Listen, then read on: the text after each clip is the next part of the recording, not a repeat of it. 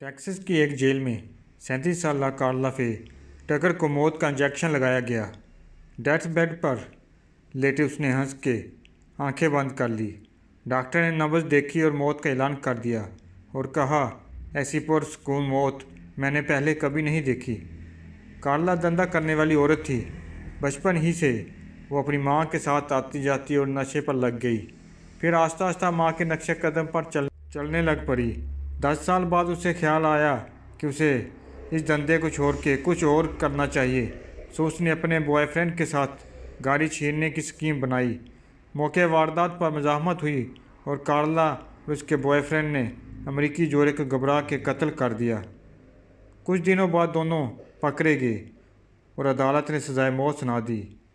फिर अपीलों के चक्रों में काफ़ी अरसा गुजरता गया। इस दौरान जेल के अमले ने देखा कि कार्ला, जो कि शराबी और बदज़ुबान औरत थी, इसने अचानक सब कुछ छोड़कर बाइबल की स्टडी शुरू कर दी। इसकी ज़बान साफ़ हो गई और अखलाक बहुत अच्छा हो गया। वो अक्सर अपने सेल में बाइबल पढ़ती रहती। मिलना जुलना और बातचीत ख़त्म कर दी।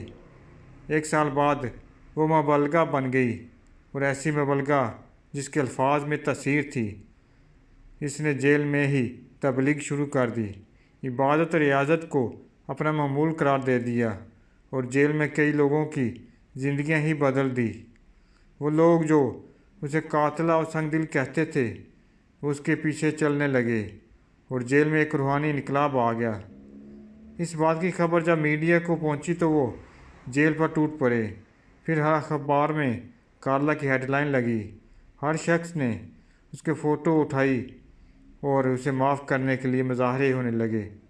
हकूक़ इंसानी की तंजीमों ने अमेरिका में कार्ला बचाओ तहरीक शुरू कर दी और एहतजाज यहाँ तक बढ़ा कि ज़िंदगी में पहली बार पोप जॉन पॉल ने अदालत को सज़ा माफ़ी की बाकायदा दरख्वास्त दे दी, लेकिन अदालत ने ठुकरा दी। सज़ाए मौत से 15 दिन कबल किंग लेरी ने CNN के लिए इसका इंटरव्यू जेल में किया। इस इंटरव्यू के बाद पूरे अमेरिका ने कहा कि नहीं, ये वो कातला नहीं, ये मासूम है। लेरी ने पूछा, तुम्हें मौत का खौफ महसूस नहीं होता? कार्ला ने पुरसकून अंदाज में जवाब दिया, नहीं, बल्कि मैं उस रब को मिलना चाहती हूँ जिसने मेरी पूरी ज़िंदगी ही बदल दी। अमेरिकी शहरियों ने मुतफ़र्रिक़ा रहम की appeal Texas board of pardon and payroll के सामने पेश की। बोर्ड ने सज़ा माफ़ी से इनकार कर दिया। फैसला सुनकर अवाम टेक्सास के गवर्नर जॉर्ज बुश के घर के सामने आ गए और एहतजाज करने लगे। अमेरिका के सबसे बड़े पादरी जैकी जैक्सन ने भी कार्ला की हिमायत कर दी। बुश ने दरख्वास्त सुनी और फैसला किया कि मुझे कार्ला और जैकी जैक्सन से हमदर्दी है, लेकिन मुझे गवर्नर कानून पर अमलदारी के लिए बनाया गया है, सज़ा माफ़ करने के लिए नहीं। वो अगर फरिश्ता भी होती तो कत्ल की सज़ा माफ़ न हो सकती।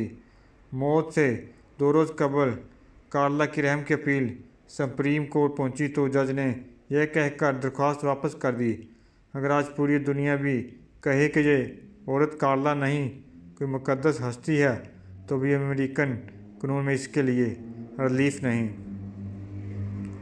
जिस औरत ने कत्ल करते हुए 2 इंसानों को राहत नहीं दी, उसे दुनिया का कोई कानून राहत नहीं दे सकता। हम खुदा के सामने इन 2 लाशों के जवाबदार हैं जिन्हें कार्ला ने मार डाला। जब मैं ये सोचता हूँ कि वो क्या मौजज़ा है जो अमेरिका जैसे बीमार और सड़ी हुई माशरे को ज़िंदा रखे हुए हैं, तो मुझे हज़रत अली रज़ियल्लाहु तआला का वो कौल याद आ जाता है, माशरे कुफर के साथ ज़िंदा रह सकते हैं लेकिन नाइंसाफ़ी के साथ नहीं।